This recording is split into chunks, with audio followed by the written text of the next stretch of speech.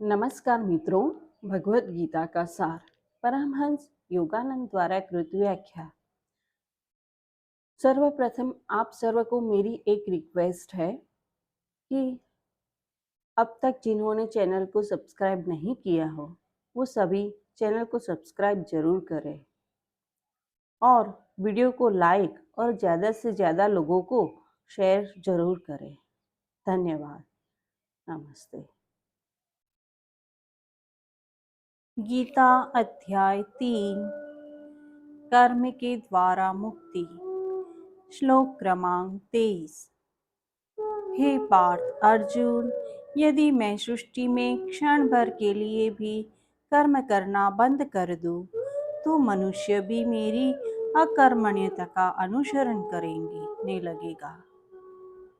कोई अज्ञानी व्यक्ति कैसे जान सकता है कि ईश्वर कर्म करते हैं या नहीं? कृष्ण कह रहे हैं कि वे दिव्य परमात्मा मानव शरीर में अवतार के रूप में रहते हुए यह उदाहरण प्रस्तुत कर रहे हैं कि मनुष्य को कैसे रहना चाहिए। अनेक आध्यात्मिक शिक्षक अपने शिष्यों को यह शिक्षा देते हैं कि यदि वे परमात्मा की निष्क्रिय अवस्था को प्राप्त करना चाहते हैं तो वे स्वयं भी कर्महीन रहे।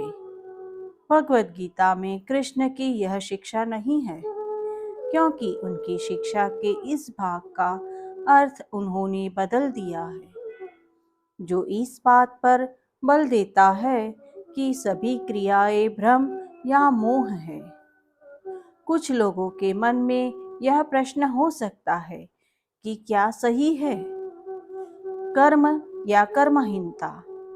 कृष्ण जो कह रहे हैं वह क्या उनका केवल एक मत है, और क्या संभवतः इसका गलत अर्थ समझा गया है? क्या वे चेतना से अधिक सांसारिक अवस्था से बात कर रहे हैं, या दूसरे शब्दों में एक समझौता करने का कह रहे हैं ताकि लोग उसे आसानी से स्वीकार कर लें? एक उत्तर यह है, उन तामसिक स्थानों पर जाओ जहाँ क्रिया बहुत कम है, जैसे अफीम के अड्डे या शराब खानों में, जहाँ लोग सिर्फ नशे के लिए जाते हैं। इस निष्क्रियता का आलस्यपूर्ण प्रभाव बहुत खराब होता है। यह प्रभाव एक शक्तिशाली व्यक्ति को भी कछुए जैसा मंद बना देता है। इस महत्वपूर्ण प्रश्न पर आगे चर्चा की जाएगी। यहाँ इस बात पर ध्यान दें कि कृष्ण सांसारिक लोगों से नहीं, अर्जुन से बात कर रहे हैं कि जिसे स्वयं उन्होंने भक्तों में श्रेष्ठ कहकर संबोधित किया है। यहाँ तथ्य यह है कि व्यक्ति को भगवान को काम करते हुए देखने की वास्तव में जरूरत नहीं है।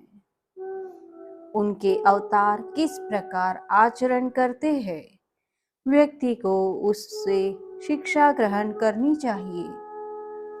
यद्यपि समय की आवश्यकता के अनुसार उनकी शिक्षाएं निश्चित रूप से भिन्न होती है, पर उन सभी ने उन्हीं मूलभूत सत्यों की ही शिक्षा दी है और वे सभी किसी न किसी रूप में सक्रिय रहे हैं, ताकि वे मनुष्य जाति के सामने उदाहरण पेश कर सके। जिस शक्ति से वे लोगों को मदद करते हैं, उनके उन उदाहरणों से उनका अनुसरण करने वाले लोगों को स्वयं अपने जीवन में और शक्ति प्रकट करने की प्रेरणा मिलती है।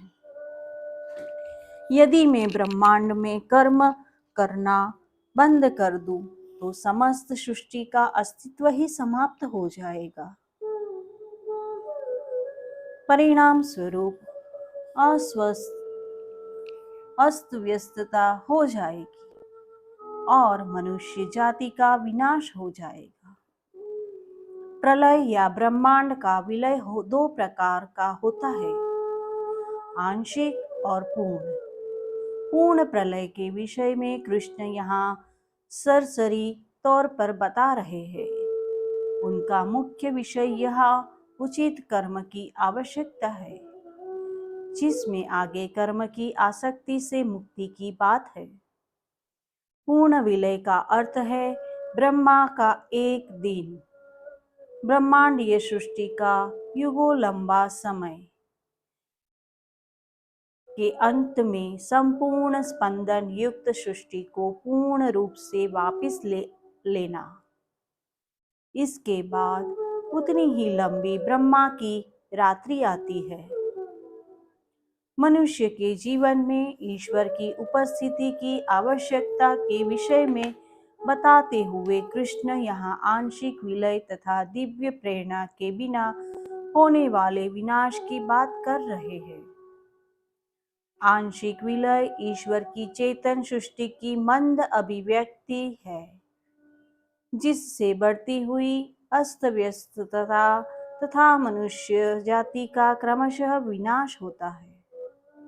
इस श्लोक का प्रथम वाक्य पूर्ण विलय की बात को हल्के से स्पर्श भर करता है, मानो हमें स्मरण दिला रहा हो कि ईश्वर के बिना कुछ भी प्राप्त नहीं किया जा सकता। और दूसरा वाक्य आंशिक विलय के संदर्भ में यह स्पष्ट करता है कि मनुष्य को अन्य किसी चीज की अपेक्षा ईश्वर की अधिक आवश्यकता है। बाह्य सृष्टि से आंशिक रूप से ईश्वर के हट जाने का संकेत है। उस चुंबकीय शक्ति का कमजोर होना जो लोगों को ज्ञान की ओर ऊपर खींचती है। ऊपर की ओर खिंचाव या आकर्षण के अभाव में मनुष्य को ऊपर उठाने के लिए मानव स्वभाव में कुछ भी नहीं है। मानव जाति को दिव्य कृपा की आवश्यकता है, जिसके बिना मानव कभी भी अच्छाई की ओर नहीं जाता, जबकि कष्टों के प्रभाव के कारण अस्थायी रूप से ऐसा फिर भी संभव है। ये कुछ श्लोक साधक को स्मरण दिलाते हैं कि केवल मानवीय शक्ति और बुद्धि पर मत निर्भर हो। अहम से प्रेरित कार्य भले ही सामान्य बुद्धि को उचित लगते हो, अंत में असंतोष के कारण और समय के साथ विनाश की ओर ले जाने वाले होते हैं। योगानंद जी गीता की टीका में समझाते हैं कि कभी कभी सागर में कुछ स्थान ऐसे लगते हैं जहां अपेक्षाकृत अधिक शांति होती है, जहां कुछ समय के लिए उसकी सतह शीशे की तरह सपाट दिखती है। सामान्यतः सागर की सतह पर अशांति और कभी कभी बहुत अधिक अशांति होती है। इसी प्रकार पृथ्वी पर भी स्थान है जहाँ सत्वगुण उत्थान करने वाला गुण प्रमुख होता है। अन्य स्थान है जहाँ रजोगुण सक्रिय करने वाला गुण मुख्य तथा कुछ स्थान ऐसे भी होते हैं जहाँ तमोगुण अंधकार करने वाला गुण ही सर्वोपरि होता है। जहाँ सत्वगुण का अभाव होता है या वह मंद होता है, वहाँ मनुष्य जाति विनाश के गर्त में गिर जाती है। ऐसे युग होते हैं जिनमें लोग अपेक्षाकृत अधिक सचेतन होते हैं। दूसरे कुछ ऐसे युग हैं जिनमें वे मुख्य रूप से अपने हितों को बढ़ाने में लगे रहते हैं। और कुछ ऐसे भी युग होते हैं जब आध्यात्मिक अंधकार व्याप्त होता है। इन युगों में युद्ध, द्रोणा और हिंसा आदि सामान्य रूप से होती है। ऐसी आकाशगंगाएं भी है जो प्रमुखता से इन तीन गुणों में से एक गुण को अभिव्यक्त करती है। यह बहुत रोचक विषय है। बाद में इसका गहराई से विवेचन किया जाएगा और इसके लिए यह उचित भी है। हे भारत अर्जुन, जिस प्रकार मूर्ख लोग अहम से आसक्ति के कारण फल की इच्छा से कर्म करते हैं। उसी प्रकार बुद्धिमान लोग भले ही ज्ञान के कारण अपनी व्यक्तिगत आवश्यकता के लिए सक्रिय होने की आवश्यकता से वे ऊपर उठ चुके हैं। विनिर्विकार भाव तथा अनासक्ति से दूसरों के प्रति सेवा को अपना पथ प्रदर्शक मानकर ज्ञान के मार्ग पर कर्म करे। ज्ञानी लोगों को भी कभी अज्ञानी द्वारा अभिव्यक्त अहम की अभिप्रेरणा के लिए उनकी निंदा नहीं करनी चाहिए। इसकी अपेक्षा चूंकि वे स्वयं ज्ञानी हैं, उन्हें दूसरों को उचित तथा कर्तव्य कर्म के चुनाव की दिशा में प्रेरित करने का प्रयत्न करना चाहिए। धार्मिक कार्यों में अनुचित कर्मों की प्रायः जो निंदा की जाती है, वह जितनी भलाई करती है उतना नुकसान भी करती है। अज्ञान से निकलने में लोगों की सहायता करने के लिए ज्ञान की प्रति उनकी इच्छा को प्रेरित करना चाहिए। अज्ञानता के लिए उन्हें डांटना तो ठीक उस प्रकार होगा जैसे एक नेत्रहीन व्यक्ति को उसकी देखने की सामर्थ्य न होने के लिए डांटना।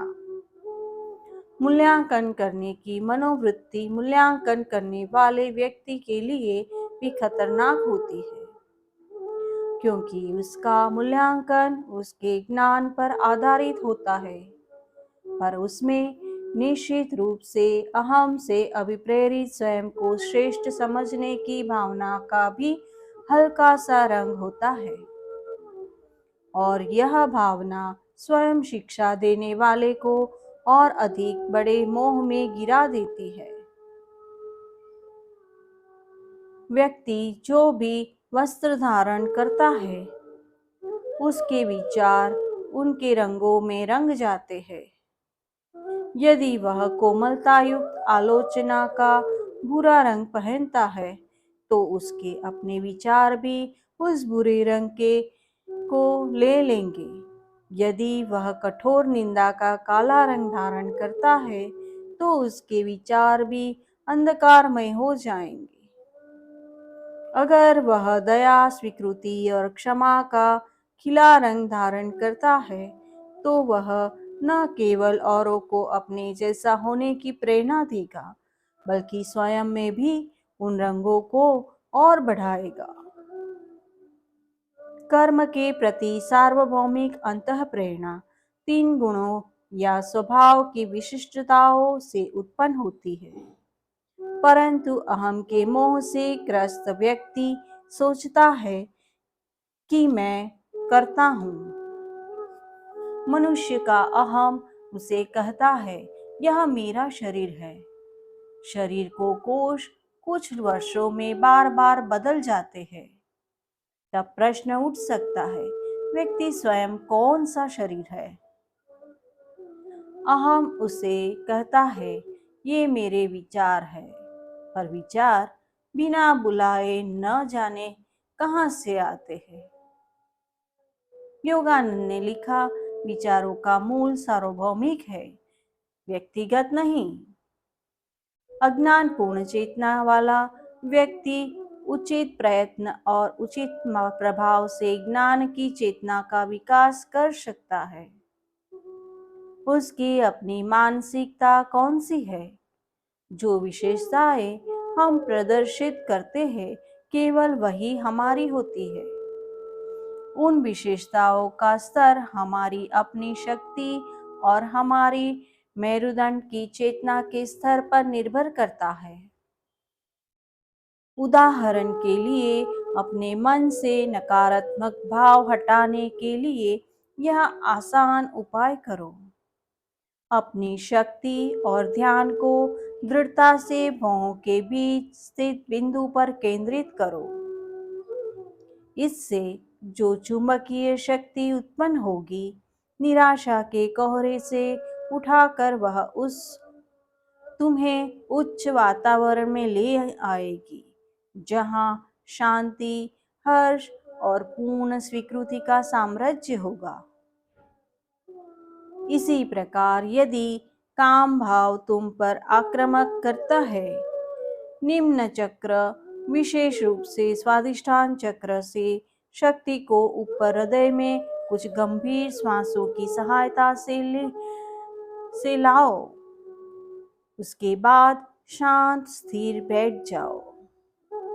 जैसा कि ऊपर बताया गया है, पांवों के बीच कुटस्थ पर गहराई से ध्यान को केंद्रित करो। हे अर्जुन, जो यह समझता है कि मानव स्वभाव में गुण किस प्रकार कार्य करते हैं और अंततः जो यह जानता है कि इंद्रियों को जो अनुभव करती है वह उनकी अनुभव करने की अंतःस्थित शक्ति पर निर्भर करता है, वह व्यक्ति अपने मन को वापिस खींच लेता है और वस्तुओं के प्रति आसक्ति को उस अनुभव के उद्गम स्थल से ही हटा लेता है। जब एक व्यक्ति कोई भद्दी चीज देखता है, वह संभवतः अपनी आंखें बंद कर लेता है और उसको देखना नहीं चाहता। इसके विपरीत यदि वह मानसिक रूप से उसकी अनुभूति से स्वयं को हटा लेता है और प्रयत्नपूर्वक अपने चारों ओर की प्रत्येक वस्तु में हर्ष और सौंदर्य को ले आता है, तो वह कुरूपता उसे प्रभावित नहीं करती, क्योंकि वह उसे उस शाश्वत आनंद की अभिव्यक्ति के रूप में देखता है जो हर वस्तु के अंदर है। जिस प्रकार महान कलाकार लियोनार्डो दा विंसी कुरूप वस्तु को नए और भिन्न तरीके से देखता था, वह भी उसकी तरह कुरूप को दिव्य सौंदर्य के एक भाग के रूप में देख सकता है। मैं यह नहीं कह रहा कि व्यक्ति कुरूपता, गंदगी और बुराई का सामना करे तो उसे उनके प्रति उदासीन होना चाहिए। वस्तुतः उसे किसी भी चीज को अपनी आंतरिक शांति भंग नहीं करने देना चाहिए। यदि वह संसार में कुछ गलत देखता है और उसे माया की अभिव्यक्ति के रूप में स्वीकार करता है, तो वह उससे आंतरिक रूप से अशांत नहीं होगा और निर्वैयक्तिक रूप से संसारिक को बेहतर बनाने का प्रयत्न कर सकेगा। व्यवहारिक तथ्य यहाँ यह है कि यदि व्यक्ति स्वयं बुराई या गंदगी से बेचैन हो जाता है, तो वह स्थितियों या वस्तुओं को बेहतर बनाने के लिए अधिक प्रयत्न नहीं कर पाएगा। इसकी बजाय यदि वह आंतरिक रूप से स्वयं को ईश्वर के आनंद के प्रवाह के अनुकूलन बनाता है, तो वह बहुत कुछ कर सकेगा। वासुदेवार्पणमस्तु। जय गुरु। अगर आपने भगवत गीता को अपने जीवन में पढ़ा है तो अपने अनुभव और कौन सी गीता पढ़ी है वह कमेंट बॉक्स में लिखकर हमें ज़रूर बताएं। धन्यवाद। नमस्ते।